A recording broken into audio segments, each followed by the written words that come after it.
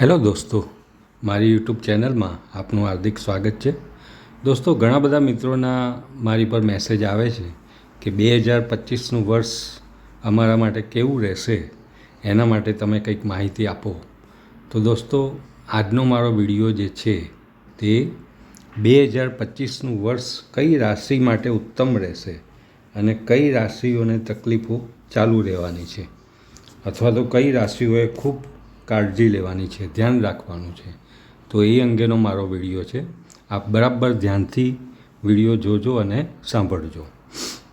તો આપણે જાણીએ છીએ દોસ્તો કે હવે 2025નું વર્ષ શરૂ થઈ રહ્યું છે. તો 2025નું જે વર્ષ છે એ વર્ષનું જો આપણે ટોટલ ગણીએ તો ટોટલ તેનું થાય છે 2025 એટલે 5 ને 2 7 ને 2 9 એટલે 9નો આંકડો આવશે દોસ્તો. તો 2025નું વર્ષ પહેલાં તો આપણે એ જોઈએ કે સૌથી વધારે અત્યારે કઈ રાશિને 2025નું વર્ષ સૌથી વધારે ઉપયોગી બનશે, અથવા તો 2025નું વર્ષ માટે કઈ રાશિ માટે ઉત્તમ છે, કઈ રાશિ અત્યારે ખૂબ કમાણી કરી રહી છે, પૈસાના ઢગલા થશે કે ધનના ઢગલા થશે, કે કઈ રાશિ માટે બેસ્ટ પીરિયડ અત્યારે ચાલી રહ્યો છે.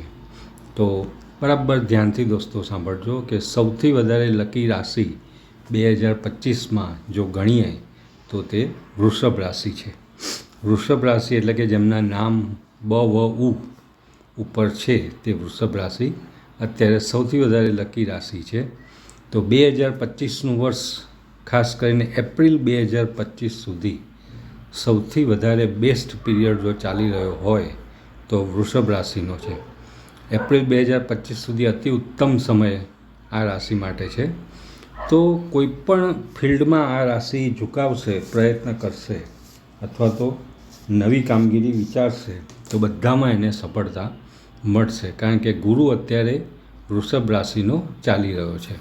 તો ગુરુ દેવાધિદેવ ગણાય છે. તો ગુરુના પ્રતાપે 2025નું વર્ષ એપ્રિલ 2025 સુધી વૃષભ રાશિ માટે ઉત્તમ છે. જમીન, મકાન, શેરબજારમાં રોકાણ બહુ ઉત્તમ નીવડશે. નોકરીમાં પ્રમોશનના લાભ, શુભ સમાચાર ટ્રાન્સફર થાય, ઈચ્છિત જગ્યાએ સર્વિસ મળે, સર્વિસ ના હોય તો સર્વિસના ચાન્સ પણ મળે. ત્યાર પછી ટ્રાન્સફરના યોગ પણ ગણી શકાય. પછી ગોલ્ડમાં રોકાણ જે છે, સોનામાં, એ પણ આ રાશિ માટે આ પીરિયડ માટે ઉત્તમ ગણાશે. તમામ બાબતે બેસ્ટ પીરિયડ એટલે કે સૌથી વધારે લકી રાશિ કઈ રાશિ છે? વૃષભ રાશિ, બ વ ઉ. એપ્રિલ 2025થી ડિસેમ્બર 2025નો પીરિયડ 80% સારો ગણાશે. પરંતુ એપ્રિલ 2025 સુધીનો સમય વૃષભ રાશિ માટે બેસ્ટ છે, 100% ઉત્તમ પીરિયડ છે. તો સૌથી વધારે લકી રાશિ વૃષભ છે. ત્યાર પછી આપણે બીજા નંબરની રાશિ જોઈએ તો કન્યા રાશિ, પઠણ. તો કન્યા રાશિ માટે એપ્રિલ 2025થી 70% સારો સમય ગણી શકાય. એપ્રિલ 2025 સુધીનો સમય આ રાશિ માટે 70% સારો ગણી શકાય. કેવી રીતે? તો 5મા સ્થાને ગુરુનું પરિભ્રમણ થશે આ રાશિ માટે, વૃષભનો ગુરુ. તો પ્રેમ યોગ એટલે કે નવા સંબંધો બંધાય, લગ્ન માટે શુભ સમાચાર મળે, સંતાન યોગ, સંતાન ના હોય લોકોને સંતાનના યોગ બને, સંતાનની પ્રગતિ થતી ના હોય તો સંતાનની પ્રગતિ દેખાય, 10મા 12મામાં સંતાન હોય તો એમની સારી ટકાવારી આવે. ટૂંકમાં સંતાન બાબતે સંતાન દ્વારા મોટા ફાયદા અથવા તો આનંદના સમાચાર, સંતાન અંગેના, નવા સંબંધો અંગેના, લવ મેરેજ અંગેના કે લવ થવા અંગેના જોવા મળે, સાંભળવા મળે. નવા ધંધા, નવા વ્યવસાય માટે પણ સારી તકો છે કન્યા રાશિ માટે. પ્રમોશન માટે પણ બેસ્ટ પીરિયડ છે. તો બીજા નંબરની લકી રાશિ છે કન્યા રાશિ. હવે દોસ્તો, ત્રીજા નંબરની લકી રાશિ જોઈએ તો તે છે વૃશ્ચિક, નય. તો એપ્રિલ 2025 સુધીનો સમય વૃશ્ચિક માટે 60% સારો સમય ગણાશે. લગ્ન જીવનમાં સંવાદિતા વધે, લગ્ન જીવન સુધરે, પતિ પત્નીના સંબંધો મધુર બને, ઉત્તમ બને. તેના લીધે સંતાનના પણ ચાન્સ વધે. લગ્ન માટે શુભ સમાચાર. જેમના લગ્ન થતા ના હોય અથવા તો લગ્નમાં વિલંબ આવી રહ્યો હોય તે લોકો માટે, ખાસ કરીને વૃશ્ચિક રાશિના જાતકો માટે લગ્ન બાબતે શુભ સમાચાર મળે. તબિયતમાં સુધારો થાય. નવા ધંધા વ્યવસાયમાં તકો વધે. તો વૃશ્ચિક રાશિ. ત્યાર પછી ચોથા નંબરની લકી રાશિ કઈ ગણાશે? મકર રાશિ. ખજ. મકર એટલે ખજ. મકર રાશિને પનોતી પણ ચાલુ છે શનિની, છતાં પણ ગુરુના લીધે એપ્રિલ 2025 સુધીનો સમય 60% સારો સમય ગણી શકાશે. ભાગ્યમાં વધારો થાય, નાણાકીય સમસ્યા ઉકેલાય, વીલ વારસાનો લાભ મળે, શેર બજાર ફળે, ગોલ્ડમાં રોકાણ સારું ગણાય, ધંધામાં નવી તકો મળે, 2-3 જગ્યાએથી વ્યાજની કમાણી થાય. તો આ 4 રાશિ માટે સૌથી સારો પીરિયડ અત્યારે ચાલી રહ્યો છે, એટલે કે 2025માં એપ્રિલ 2025 સુધીનો સમય આ લોકો માટે સારો ગણાશે. હવે દોસ્તો, કઈ રાશિઓની તકલીફ એપ્રિલ 2025 સુધી ચાલુ છે? એમાં સૌથી વધારે તકલીફો જો ભોગવી રહેલી હોય અત્યારે તો મિથુન રાશિ છે. મિથુન રાશિને અત્યારે 12મે ગુરુ ચાલી રહ્યો છે. વૃષભ રાશિનો ગુરુ હોવાથી મિથુનને 12મે ગુરુ ચાલી રહ્યો છે. તો મિથુનની તકલીફો ચાલુ જ છે. તકલીફો પૂરી નથી થઈ, જે એપ્રિલ 2025 સુધી ચાલુ રહેવાની છે. એટલે કે એમ કંઈ ગભરાવાની પણ જરૂર નથી, પરંતુ તમામ બાબતે સાવધાની રાખવાની છે, ચોકસાઈ રાખવાની છે, નિયમિતતા રાખવાની છે. સાવધાની રાખવી, ધીરજ અને શાંતિ રાખવી. સૌથી વધારે તકલીફો ચાલુ છે.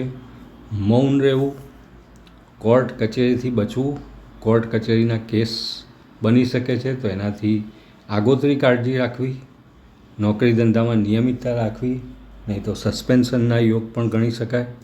તો તેમાં ખાસ કાળજી રાખવાની છે, ચોકસાઈ રાખવાની છે. સસ્પેન્શન, કાયદાકીય મુશ્કેલીઓ સામે હિંમત અને ધીરજથી કામ લેવાનું છે.